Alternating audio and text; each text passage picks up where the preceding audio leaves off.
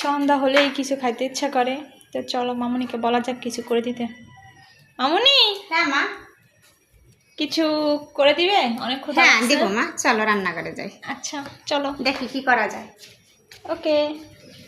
এখন মাঝে আটা দিয়ে চাপটি বানাই দেবো।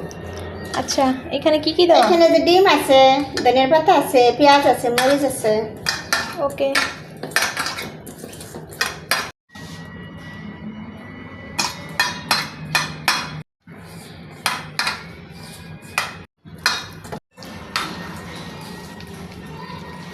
দেখিনি মা, খেতে কি স্বাদ লাগে।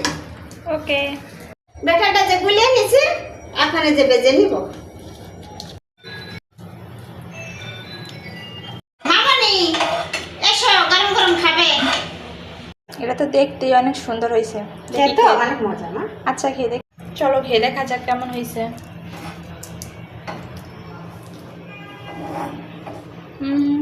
সেই স্বাদ। মামনি তুমি একটু খেয়ে দেখো